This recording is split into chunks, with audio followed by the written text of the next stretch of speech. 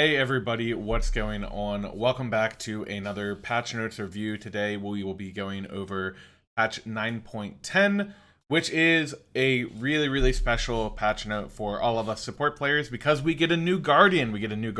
I'm very excited about that. So let's get into it. Normally, I do not go over new character releases or anything like that because I tend to not worry about them much before the SPL availability for the character. But this one is very different. It is a bit special because for those of you who know Aggro, or as I like to call him, my good buddy Ryan, this is his first character that he's released. He moved from a caster over to the design team, and this is his first god. And it's a Guardian, it's a support. I'm so pumped about it. So the god is Maui.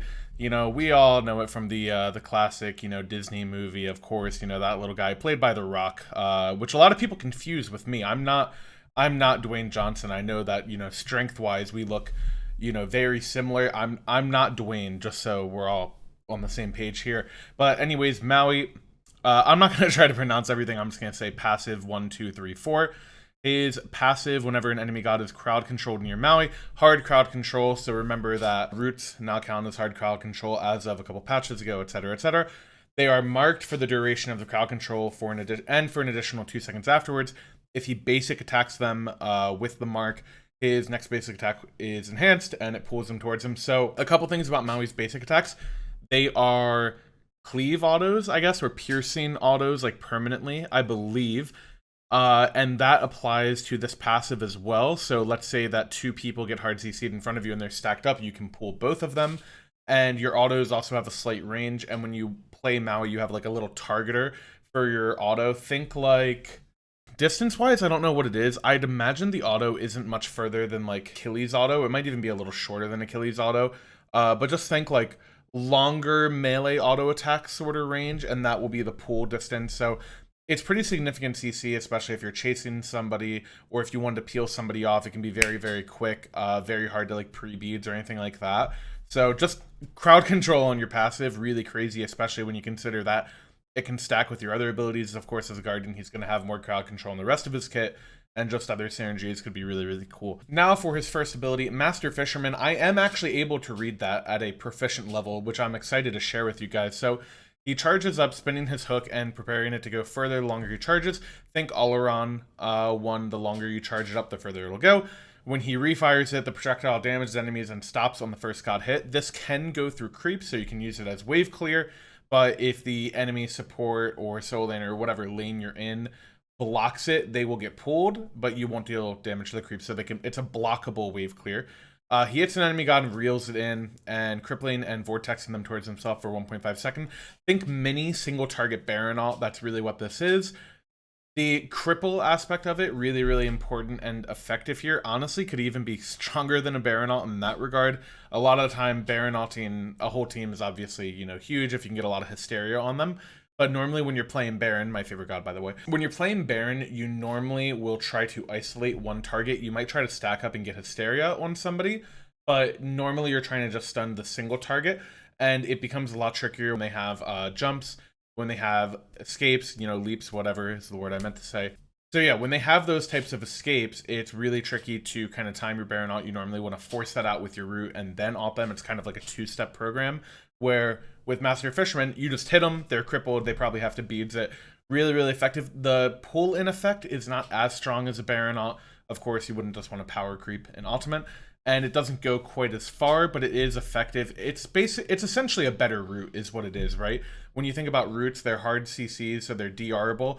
If you have a lot of CC stacks, it's going to DR that network. I don't believe this can be DR'd. I could be wrong on that, but it looks like it was getting the full like second and a half of channel time anyways. So think Kepri Pluck, where they can't auto attack you. That sort of deal. The damage on this really significant as well, by the way. 50% scaling, pretty impactful there, and 360 base damage, even 100 on the level 1. Most Guardians do not have abilities that are triple digit damage at level 1. That's really solid clear, but again, it can be body blocked. The range, standard 55. The cost actually I think is pretty significant, and the cooldown, having it scale down and cooldown, and the cost go up. This, so far we're only through one ability, would look like the ability that you're gonna level. Mystic Alua. Maui throws an Alua made of magical water that explodes on landing, giving all allied gods within 35 units protections and movement speed. So sort of like a Gilgamesh jump effect in terms of, well, I guess this gives lifesteal, actually. I thought it gave prots for a second. No, I'm trolling. Movement speed, prots, really, really insane. The max effect of this movement speed, by the way, 20% movement speed, that's like a freaking sprint, you know, just in that area. Really, really effective as kind of a movement speed steroid. And the prots on this early game, if you put a few points in this, can actually get really crazy as well. I mean, Thebes alone is 10 prots, so 2 points in this, you basically have a portable Thebes on a character. Pretty effective there. If an allied god stands on the water for 1 second, a bubble will form around them and carry them to Maui's location, where they receive the protections and movement speed for 5 seconds. If Maui leaves the aura radius and no ally is interacting with the water, it's destroyed. So I'm going to take a second to kind of explain this. Think Thresh Lantern if you've played League or watched League or whatever, or think Heimdall Crystal for a teammate. So basically, let's say I'm Maui, I'm here, you're my teammate, you're here. I can put my Alua, my mystical Alua on you, and you can stand in the bubble, the Heim TP, you know, crystal, for, you know, sake of comparison. You can stand there, and if you stand there for 1 second, you will teleport to me. The rules of this are the same as Heim crystals, the same sort of things interrupt it, so hard CCs, cripples, roots, all that type of stuff. It'll stop you from being able to teleport, but of course you can beads and then teleport anyways. The radius on how far I can be away from you is 110. So if I throw my ability max range to you, and you stand there, and then I use my, you know, solar swing is an escape, a jump, so we'll go through that in a second, but if I use my jump and my blink, you will still teleport and travel with me, but up to a maximum of 110 units. So if I go 115 and you're teleporting to me, you'll go to 110, you'll be slightly behind me, but you still will go. If I leave that range before you're able to teleport, you won't be able to teleport to me. The second I'm more than 110 units away from my ability, you won't be able to use it. I wouldn't worry about that much. I think in 5 seconds of walking time, by the way, or however long how long is this on the ground? Actually, I'm not sure how long this is on the ground, but I don't even think you can walk out of that radius normally. I think you'd have to do something like I said before, where you're like either sprinted or bracered or have a ton of movement speed or use your escape and to blink, you know, whatever, etc., etc. Really, really cool ability. Love interactions like this. It's like having teammate utility that they can opt into, but you can also be really creative with. I think is such a great mechanic, such a high skill cap thing, both for the player on Maui and for the teammates that are kind of using this. Again, the actual stats on this, prot and movement speed, is really crazy. Imagine you could do so much with this. I mean, you could save people, you could engage with this. Imagine my solo laner is like teleporting with heroic teleport, which is already giving them like prot and movement speed. Imagine they're teleporting and I put my bubble on the ward that they're teleporting into, and then I engage with the rest of my kit onto the enemies, and then they come with me, and then we're like double engaging, and my soul laner is just unkillable because he's getting movement speed and prots from his teleport, and also movement speed and prots from my Alua. Like, same thing with like setting up ganks. I could put it in the jungle, and, you know, have my jungler who's not on vision, who's not on a ward, come with me, and then we could like go invade something, go gank a lane. So much stuff that you can do with this. It's going to be really, really cool. I'm so excited to play. This ability is specifically, I'm so excited to play with. Solar Swing, his third ability. Maui leaps, lashes his hook onto a ray of sunlight, and swings from it. He swings back and forth before he leaps from the rope and slams his hook into the ground, damaging and stunning all enemies in the area. While he swings, Maui can reactivate this ability at any time to leap early. So it is a leap where you go back and forth in the air. You're not targetable during this time, right? You have immunity frames like most other leaps do, you know, where you're just not targetable. Actually, I shouldn't say immunity frames. If you're already like, if you have a Zhang Kui card on you, you're still taking damage from it. So if you have dots on you and you go in the air, you're still going to take damage. But otherwise, can't be auto attacked, can't be targeted, CC'd, etc. You're just in the air. It does 335 damage base, 60% scaling. Crazy damage on this thing. And again, the base ability, 110 damage, really, really nuts. The cooldown is also the same as your one. I actually think this is the ability that you will level first pretty much every game. It's your escape, and it has a stun on it. I think it's a 1 second stun, does it say here? Damage and stunning. It doesn't actually say the stun duration, unless I'm just missing it, but I believe it is a 1 second stun. So CC and your escape and your highest base damage ability, really, really nuts. I would say you would max this ability, but I'm actually not too sure about that. In terms of AoE damage and like camp clear, it's definitely your best.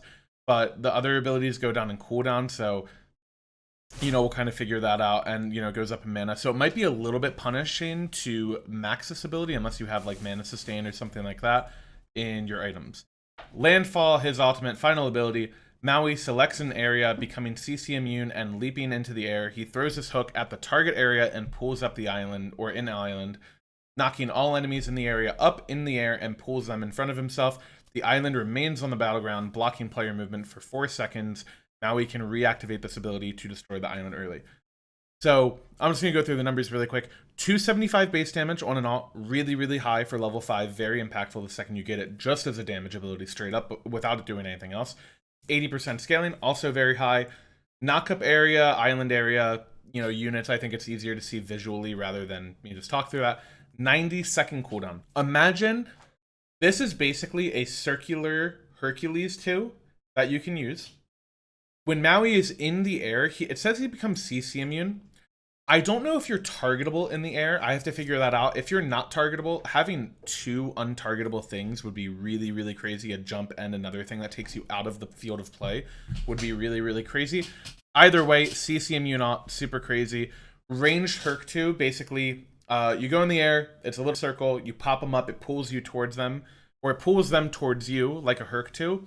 And then it'll put a wall on the ground for 4 seconds. It's a little like circular wall. Think maybe Morgan Le Fay one. Pretty similar area to like Morgan Le Fay one. So imagine if Morgan Le Fay one was just a wall. It's just like a little island and it's just a wall that sits there. It'll block up the entirety of like the path from mid harpies into mid lane, that sort of thing. There's so many crazy ways to use this ultimate that's so cool. It's a knockup, so I believe that any characters that have knockup immunity similar to a Hercules 2 can avoid this. That is very, very important. Knockup immune character is probably something that you want to be prioritizing against a Maui. But you could play this character with something like in a Wheelix, for example. You have a combo with her with your ult. You can block off areas, so it can be very effective at just kind of creating space in a team fight. You could use this as peel as well, right? Say you're in the middle of a fight and you're kind of playing frontline and somebody blinks past you. You could alt pull them off of your backline and then also put a wall there so that they can't, run into them. Lots of cool stuff you can do with this thing. Imagine people are on like a fire giant or a gold fury or something, and you can alt them off of the fire or the gold. You can leash the objective, block them from going back into it, maybe trapping them in fire you could even do, right? Sometimes you don't even have to use the knockup effect, the pool effect. Sometimes you can just block a path, just use it as a wall.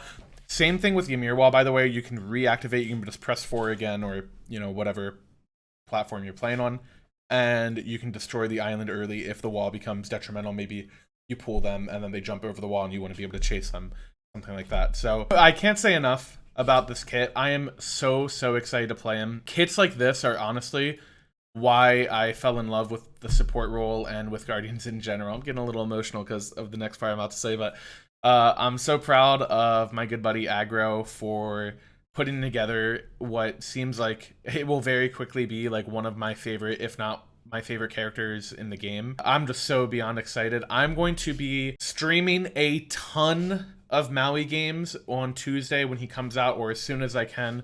So if you guys want to check that out and, kind of help me out theory crafting and figuring out, what abilities we max and just how to play them in general, tune into my Twitch. The link will be in the description below if you're not already following that. So that'll be a ton of fun. I guess we can skim through skins really quick. Maui has a couple different skins.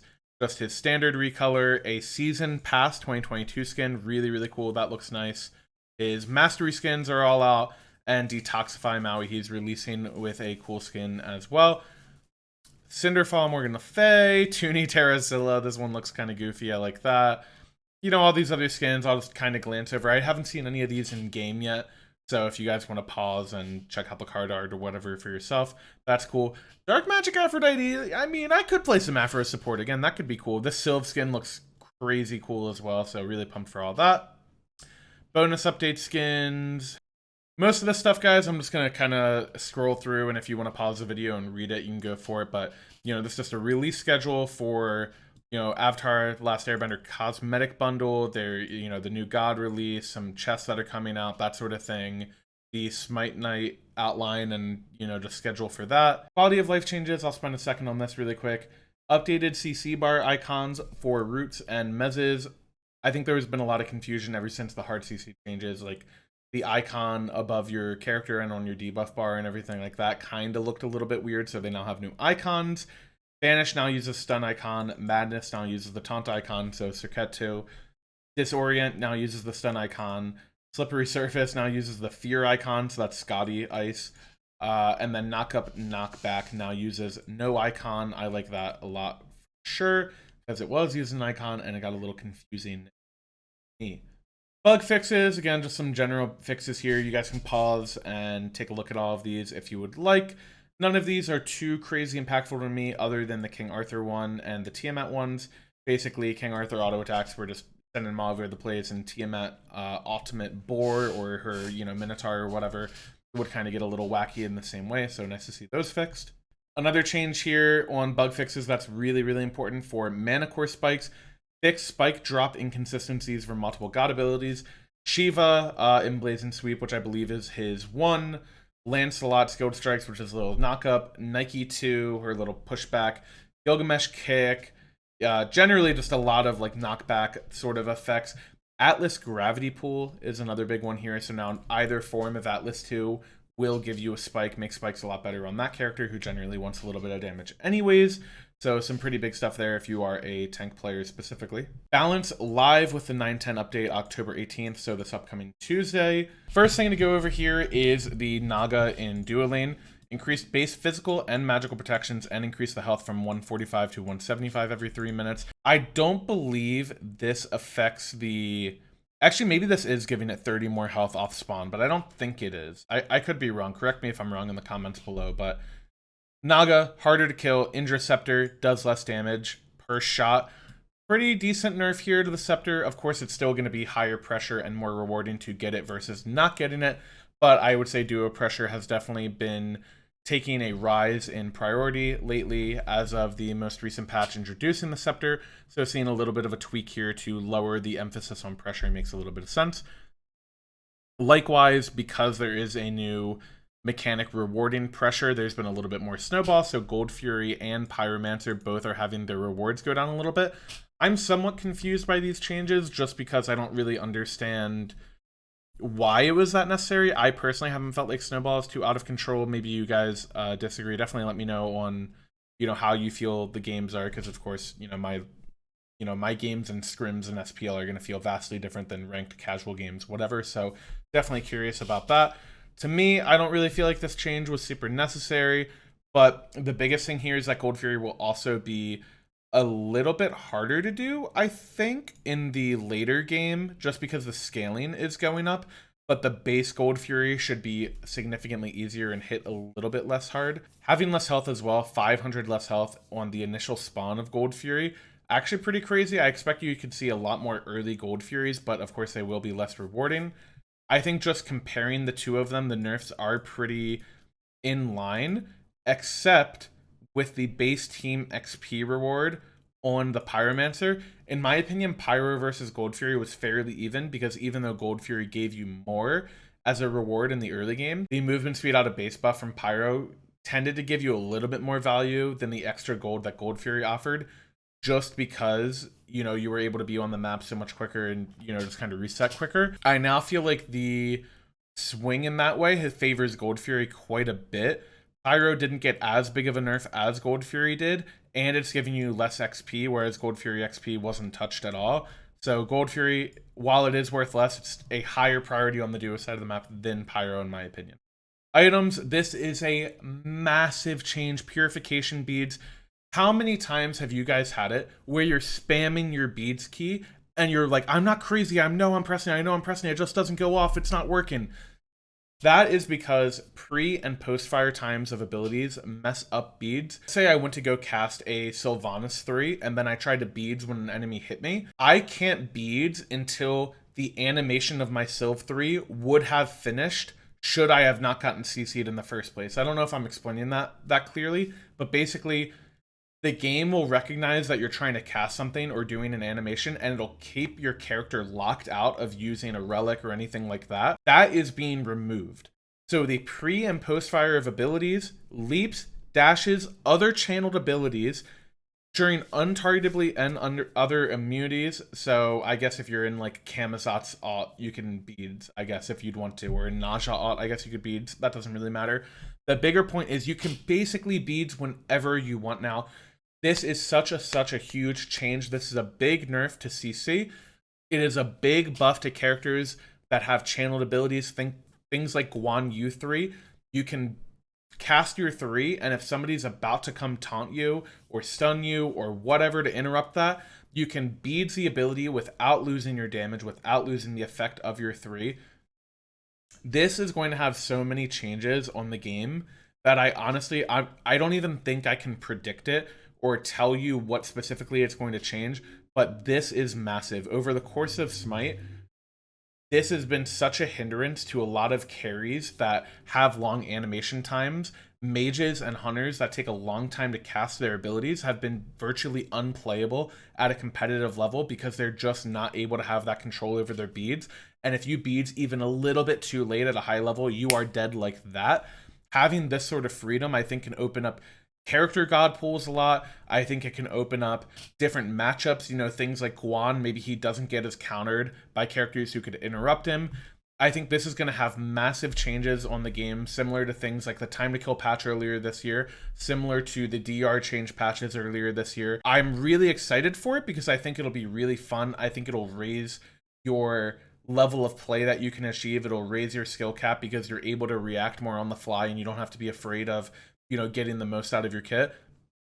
I think this should be a really cool change. I'm super excited for it, and this is definitely, this honestly is probably the biggest thing in this patch, even over Maui's release, which I think he looks like he's going to be one of the best guardians in the game, in my opinion. I think this is actually the biggest change in the patch. Really crazy. Moving on to other items, Warlock Staff only provides % penetration once it's fully involved. I really like this change because Warlock Staff has basically been like the perfect mage item. It does everything, and I think when you have an item like that you're going to go first item, it's really restrictive for other mages that want to use other build paths.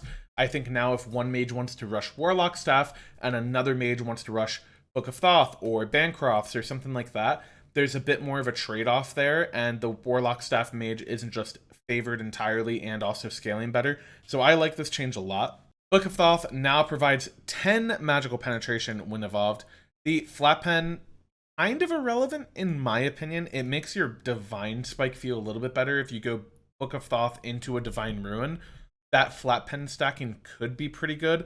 I think maybe on an item like Thoth or something like that, that could be okay, or an item like a Kalkin. But I think generally those characters want % pen and soul reavers and stuff like that anyways.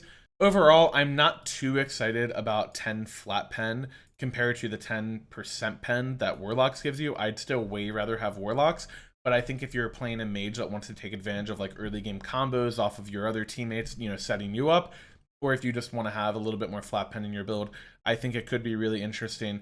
Double stack builds as a whole get a little bit buffed if you want to go both of these items, so definitely interesting to see how this will affect mages in the future. Aaron's coin increased magical power from 80 to 90. This buff was definitely really necessary in my opinion. Obshard is better than coin in literally every scenario in my opinion. I don't think there's a single god in the game that I would rather have coin than Obshard. Even like Agni, where your Obshard passive can be wasted on your stun instead of your bomb, I still think I'd rather have the Obshard because of how much more damage it'll do to objectives, how much damage it will do just over the course of a team fight. So I really like this coin change. I think just having a little bit of a buff could be really nice for it. So I'm interested to see how these three changes kind of change the % pen options and the power options. Silver Branch Bro, this change is a little confusing to me actually. I think hunters are not really that OP right now. I don't think they're in the strongest spot in terms of their items. Of course, hunters in the late game are probably the best class, but I think that's to be expected from, you know, the 80 carry role from the hunter role. Increase the cost from Silver Branch from 2,400 to 2,550. 150 gold is really significant, and lowered the power from 30 to 25. I really can't imagine a scenario where I'd ever build Silver Branch over Executioner. The Executioner glyph only costs 250 more gold than Silver Branch, so I can get Executioner for 2,200, which was already cheaper than Silver Branch, And then I can then glyph it to give me percent increased damage, which affects everything. It affects your Kin's proc, it affects your Oboe proc. I can get that for barely any more gold than my Silver Branch. I think you get more power from the item. I believe Executioner's 40 power as well. I think this is really weird. I think it just makes any character who would be reliant on Silver Branch, something like a Rama or Apollo, I think it just makes them way worse than characters that would just rather have Xe. Honestly, even in the scenario where I want a Silver Branch character, I'm never building this item before Executioner. Maybe I'm building it last item in my build just to have 20 extra percent pen just to get towards the cap. But in my opinion, this item is significantly weaker than Executioner. Really questionable change. In my opinion, I don't think Hunters needed this nerf. Devourer's Gauntlet, I really like this buff, actually. On the other hand, I think Transcendence has been the go-to rush for Hunters for far too long. Personally prefer Devo Gauntlet metas. I think that they're just a little bit more, I guess, iconic for what the Hunter role should be. A, early game weak class that can now stack up and then get really strong. The Devo Gauntlet power spike of having 10 pen on it, I think will help a lot for fighting against a jungler, for example. Having lifesteal against early game junglers can be really effective if they don't rush brawlers. And then on top of that, having a little bit of flat pen against squishy targets. It'll also help you box in lane, right? If another Hunter goes Transcendence and you go Devo Gauntlet, yeah, their autos are going to hit for more, but yours are going to be a little bit more effective just with the 10 physical pen. It'll hit for a little bit closer to what they're hitting for, and you're going to lifesteal, so the actual trade itself can be pretty even. I'm expecting to see Devo Gauntlets be picked up a good bit after this, and the nerf to Trans earlier. Heartseeker, decrease the cost from 2,900 to 2,750, and decrease the physical power requirement to reach the 6% bonus damage from 400 to 350. The second part of this Heartseeker change I like a lot. Hitting 400 physical power is actually really, really difficult. There's not that many high power items. Decreasing the cost on this item, I'm a little skeptical of that. I think it could be a little bit too much of a buff. I don't think Assassins are particularly weak in the mid game or the late game. And I think Heartseeker has been a pretty core item for them anyways. To me, it's a little bit confusing. Again, I don't think late game damage has been weak for any of these classes, but I think buffing anti-tank items for Assassins could be good to kind of prioritize Assassins over Bruisers in the jungle. And I do prefer that style, so I guess that's good. Heartward Amulet increased magical protections on the aura from 15 to 20, and then it's just going to represent the same thing on both of the glyphs for Heartward. Again, another change I'm actually confused about, and even though it's good for my role, I quite dislike this change, and the reason why is I really like the idea that Sovereignty is 15 aura, or 15 prots on the aura, Heartward is 15 prots on the aura, and then Thebes is 10 of each. I don't really like that Heartward is more effective versus magicals than Sovereignty is versus physicals, because I feel like mages are the weakest early game role anyways right now.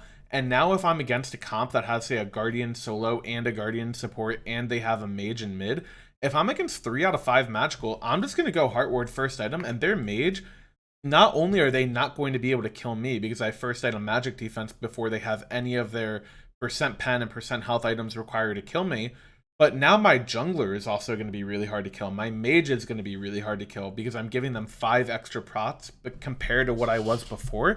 I think this change to me doesn't make a lot of sense. Even if Heartwood was weak, I'd rather see these prots only go to myself rather than to my whole team. I think stacking a lot of protections can be really frustrating when supports get ahead because you feel like not only you can't kill the support, but you also can't kill their teammates, like I said earlier.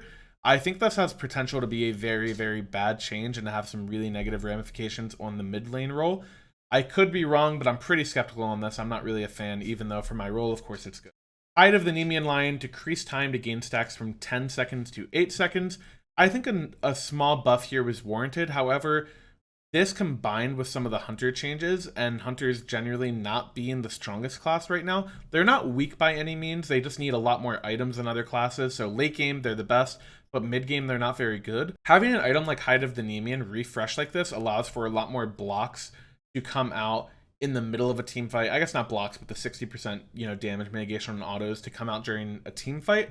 I think combining this along with the change on the Heartward aura, this item as a combo with Heartward is really, really effective. I know that my teammate FineOK has talked about this a lot. If you guys are fans of him, you've probably heard it so much that it's just annoying you so much. But if you go Amulet of the Stronghold and you go Hide of the Nemean Lion, These two items together are going to give you like 250 prots. You're nearly going to get all 3 stacks of your Nemean just from those 2 items alone. So this is really, really effective, just these 2 changes alone.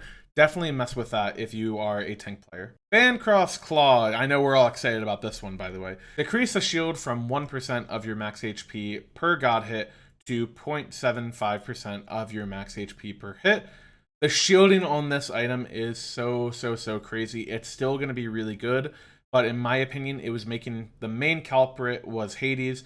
It was making these high damage characters that were really good at diving and hitting backline way too hard to turn on, and they would do enough damage to kill you.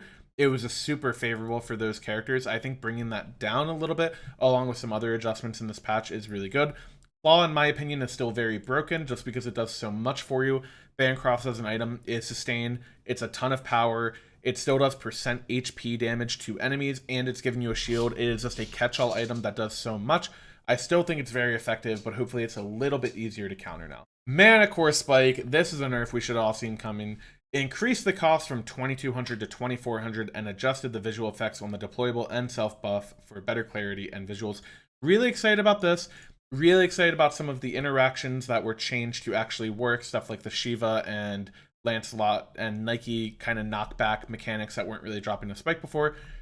All of those I think are great, and increasing the cost from 22 to 2400, very good. From a support perspective, does this change how much I will build the item? No. It is still, in my opinion, a very good item. I still think that it is incredibly powerful. I think characters that abuse it are still characters that you should prioritize very heavily. The main thing that is changed by this is I no longer think it is your best item to rush. I think going Mana Core Spike first item will be significantly weaker than going something like a Mail of Renewal first item or a Sovereignty first item or a Heart Ward first item now that it's been buffed. And the reason that I say that is because it is more expensive than those options, so your first back will actually take you longer to get that amount of gold to actually buy it. And your tier 1 on the earrings, while it does give you a lot of mana, you get a lot of mana sustain from your starter item anyways, and it's kind of unnecessary. I'm going to be favoring the health that I can get from my other tier 1 items over something like a Mana Core Spike. I think if you want to play a high damage character, something you could experiment with is going Pythagorean's Piece first item and then going Mana Core Spike. The Pythag first item having a little bit of power could actually be really good for your laning phase, and it's a cheaper item than Mana Core Spike first, and then you can still go Spike later. You would just do a ton of damage and have a lot of aura, sustain, and power for your teammates. That could be kind of interesting, maybe something I'll mess with, but generally you're just going to go Thebes, Sovereignty, Heart Ward, or Mail of Renewal first, in my opinion. Then you will go Mana Core Spike, and I think it'll feel a lot better. I might be wrong. You might still be able to go earrings on some characters. Like, let's say you have a really dominant lane and you don't think you need that HP. You might prefer going the Mana Core Spike anyways, and then maybe you can save some golden potions, or maybe you'll just get ahead in the lane. You'll have enough gold anyways. But I think that first back timing is really trickier, and that's something to keep an eye on. And then Fabless Hoop, very similar treatment. Not as steep of a nerf as Mana Core Spike. Same treatment here as well with the visual effects on the droppables on the ground. But increasing the cost from 2200 to 2300, it makes the item slightly worse, but I think in comparison to something like a Genji's, you still would prefer having Fabless Hoops. Any character that would use this item, you're of course just going to buy it on them, right? Things like Terra, things like Sylvanas, Yamoja, Horus, all those characters, very impactful with this item. Just a little bit less oppressive because of how quickly you can get it. I forgot Guan Yu, but he's one of them culprits as well. So both these items, plenty good. It's just your ability to get them first item as a support specifically is a little bit worse. Moving on to God Changes, finally. Camazot's increased physical power scaling on his Screech, that's his first ability, by 10%. Increased physical power scaling on his Screech, his first ability, from 70 to 80%. I don't really think Kama actually needed this buff. In addition to the Heartseeker buff we saw, I think you'll see a lot more of him in the jungle and also in the solo lane, so get ready to be against Kama. I'm kind of a hater of Kama. I don't really like the character that much. I think he's a bit of a crutch just because your alt, you can't really interact with him. I don't find that super entertaining, but you'll definitely see more of him. Thor, this is crazy. The buffs Thor is getting. Remember the Heartseeker change with this. Mjolnir's attunement, less mana. Sure, whatever. Actually, a pretty significant mana change. 15's a lot. Tectonic Rift, this is his wall. It now does damage similar to Athena's taunt. You know the difference between Thorwall and Athena taunt is that Thorwall procs Heartseeker and Crusher, which are the best 2 items on this character anyways because of how your alt works. Because you alt, you get a Crusher and a Heartseeker proc. You use your 1, you get a Heartseeker and a Crusher proc, and you get another one from your alt, and then same thing with your 3. He just spams proc items, and now his 2 is added to that, and it works on the alt as well. So insane how much damage this combo is going to do. A 2-1 from Thor, a stun into hammer. Not only is your hammer going to do 600 to 800 damage in the late game, and apply Crusher and Heartseeker, your wall is also going to do another couple hundred damage when you have power in that stage of the game, and apply those procs again. It's going to be so crazy. Thor, I think, is genuinely going to be a little bit broken. It's going to apply Gladiator Shield proc as well, so I think you'll see him in solo lane as well as jungle. Really, really crazy changes for Thor. I'm honestly excited to see him again, but he is going to be pretty broken, I think. He's going to one-shot you. Ganesha, everybody's favorite little shitty elephant support. Decrease the self-slow while firing this ability by 5% and removed obstacles your dash. Has it go lower in the cooldown the later the game goes. 1 second on the base, pretty impactful as well. Ganesha's still bad. He just doesn't do as much as other Guardians. He's really fun to play. Honestly, I wonder if this change could make him better as like a damage dealer with Ring does or something. I doubt it. I don't think the character is very good, but these buffs are actually pretty significant. Your silence will be a little bit easier to use, kind of like hovering around and moving around the team fight. And your 3 having a shorter cooldown will make him a lot safer in the late game, but his ability to be an engager or whatever else is still pretty lackluster in comparison to just your single target CC with this ability. So overall, I don't think it really changes Ganesha's viability, but if you are a Ganesha lover, it'll make him feel a little bit stronger. Athena taunt is also getting a buff. Confound. Decrease the cooldown from 18 seconds to 18 to 16. You already maxed this ability first, so having some cooldown off of it, really, really impactful. I think Athena taunt has been a very overrated ability for quite some time now. A lot of other characters just offer a better CC than she has, especially at a longer range. So I think this change is actually pretty welcome and should be pretty impactful. It is her core ability after all. Defender of Olympus, her alt, now gains 35% damage mitigation while channeling this ability and increases the damage mitigation on your ally from 30 to 35%. The second part of this I actually don't think is super impactful compared to the first.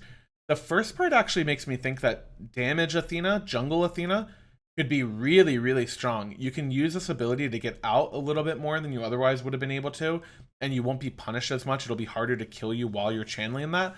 And of course, same thing for support or solo Athena. You're just going to be very, very, very tanky. I think scenarios of like blinking in and taunting somebody and then alting to your jungler or your solo laner diving off of it and giving them a ton of mitigation and also not dying yourself could be really, really strong. Overall, I don't expect Athena to be too much better in support. I think she fits a damage role a little bit better, but I am interested to see how this fits with her, and I'll probably try it out. Hercules, very similar to Athena. I'm pretty skeptical if these changes actually matter. Increase the basic attack speed per level from 0.8 to 0.1, so he will swing faster. His auto swing pretty hard, but it should make your auto chain feel a lot better when you're, comboing people. And strength from pain, your passive, increase the base physical power per stack from 2 to 4 per stack. Makes him a lot better in the early game on his passive and a lot better as a damage dealer and auto attacker in the late game. In my opinion, Herc's best role right now is actually as a jungler, a full damage jungler. I think Herc's combo basically being horrible after the DR changes is the main thing limiting him in support and solo. Of course, I will try him after these changes because he is one of my favorite characters. But in my opinion, his best role is actually playing as a full damage jungler and blinking and one-shotting people with a 1,000 damage boulder or whatever. I think that's actually what he's best at, and these changes kind of fall in line with that. Tyr, this ability on his chain stance now provides 50% of the benefits while in the opposing stance. This is really crazy for Tyr, actually. Having procs in your offensive stance and having power in the defense stance, it's going to make him way more consistent in what he's able to do. It makes your combo do way more damage, by the way. Tyr can still kind of one-shot people in a combo if you don't have beads. Having physical power in your defensive stance for 2 extra damaging abilities, really, really impactful. Honestly, I wonder if we could see some Tyr jungle after this. I think that could be really cool. He used to be a jungler way back when, before I pretty much was even starting to play the game in Season 1. And I think this could actually fit him really well. It'll make his clear a lot better in the jungle. It'll make his combos way better. It'll allow him to play more as a warrior. I think tier jungle maybe sneak OP after this. Shiva in Blazing Sweep, I believe this is his first ability. Increase movement speed buff from 20 to 25% in Bliss Stance, and increase your protection debuff from 4 to 20 to 5 to 25. So you just proc shred people a little bit more. You get a little bit more movement speed in your other stance. They're just buffing his stances basically without buffing his damage. And I can't pronounce it, but I believe this is your third ability. Increase the attack speed buff in Bliss Stance and the attack speed debuff in Destruction Stance from this ability from 25 to 30. I really like these buffs for Shiva, just the style of it, buffing what you get from each stance rather than just giving him more damage or better cooldown reduction on his ability or something like that. I think this is actually really, really cool, and I'm excited to see if this actually affects him at all. A little bit more utility maybe could impact him in support, but in my opinion, he's really weak support. Morgan Le Fay, decrease the cooldown on her Sigil Mastery, her first ability from 13 to 12, and her Shroud of Wildfire, her third ability from 14 to 13. Shorter cooldowns for Morgan Le Fay, very huge. She is a very spammy mage, so having shorter cooldowns fits her perfectly. She hasn't been played in a while, and I actually think she's a really cool character, so I hope to see if these changes impact her at all. And Soul, increased magical power scaling from 35 to 40% per hit on her Stellar Burst, so 70 to 80% scaling total if you hit both parts. And Supernova, increase the magical power scaling from 45 to 50% per hit on her alt. I think both of these could favor her a lot. I actually think Soul could be very welcomed in the mid lane right now. I think Bancroft's Claw is her best first item, and it has two glyphs that fit very well with her. If you want to go a power build, Claw is great. If you want to go a auto attack build, the Nimble Claw, Nimble Bancroft's Talon, whatever it's called, the auto attack one could also be very good. I think you'll see a lot of Soul in mid lane after this change. More mage buffs. Janice, Threshold, decrease the cooldown from 15 to 13 seconds. Through Space and Time, if you loved being one shot across the map, you're gonna love it even more because it's gonna hit you 15% harder. Through Space and Time, a little bit of a damage buff. I don't think this change is too crazy. I think Janice could use some buffs after the time to kill changes. I think him only having basically one damage ability on his two in a consistent basis has really hurt him a lot. And I think these type of buffs are really welcome for him. Generally speaking, Janice is best when Chronos Pendant is the best mage rush item. That is not the case currently, so I'm pretty skeptical to see if he's actually good. But he is good with other items like Spear of Deso, which have gotten buffed in prior patches, so maybe Janice being buffed back-to-back patches along with that could help him out a little bit. Maybe there's things I'm missing that I'm not quite thinking of. I think he's probably still pretty weak, but I think buffing him is pretty cool. I like Janice. I just think he's God. On her, increased base damage from 90 to 350 to 105 to 365, so 15 more base damage on his Impale and 5% more scaling. I think this actually makes on her pretty crazy. His wave clear is going to be a lot better because of this. And notably, he is one of the better hunters into Cupid, who has been a very meta hunter for quite some time now. I think having another bad matchup for Cupid be strong is really, really good for a meta shift in ADC. I think that's very welcomed, so I'm excited for this change. I also think this could maybe impact on her in the mid lane role. I think mid lane hunters are pretty decent right now, and better wave clear is really important in mid, so I think you can maybe see him there too. Charybdis, everybody's favorite crappy hunter, increased splinter base damage from 10 to 30 to 20 to 40, and Capsize, I believe that's her 2. Increased base damage from 80 to 280 to 90 to 290. Small buffs for Charybdis. I don't think it really changes when you would pick her when she's good, but just makes her a little bit stronger in situations where she does counter an enemy ADC, like a Cupid. And Ishtar, new character. I think she's really cool and really fun, but I do think she needs some buffs. Imbue Arrows, her first ability, increase the duration from 5 to 6 seconds, so you get the special effect from her one a little bit longer. Increase the damage on Storm Shot, that's her little shotgun shot, by 5%, and increase the bonus damage on Strike Shot, that is the long range, Hachiman auto, from 8 to 30 to 14 to 30, so early game a lot more effective, makes it a better poke tool. I like this change a lot. I think having her 1 be her staple kind of iconic ability and her being able to get more out of that is a really cool idea. Rolling Thunder, her 2, increase base damage per hit from 40 to 120 to 50 to 150. In my opinion, this doesn't really do anything for the early game, but the last rank of this could be pretty cool. Instead of doing 240 damage, it will do 300 damage. 60 damage is actually a pretty significant buff. Again, I think Ishtar is actually in a spot where she could be played mid as well. I think Ishtar mid with her early clear options from her 1 can be really, really cool. So maybe this could help her out there to have an ability that does a little bit more damage. You tend to want a little bit more AoE from your mid laner. So all cool changes. That is the end of the patch notes. There is so much in here, guys, that is really exciting. I am very, very, very pumped to see it, and I hope you guys are too. I will be streaming all of these changes and talking about it, as I said earlier, on twitch.tv/TPM Smite. You can follow me there, as well as follow my Twitter for more updates and to just check out what we got planned. So I hope you guys enjoy the video. Leave some comments on what you think of the patches, what you're excited to try out for yourself, and something that you think maybe I underrated or overrated. Super pumped about this patch, and I will see you guys on Tuesday for it. Bye. I'm doing finger guns. I don't know why. See ya.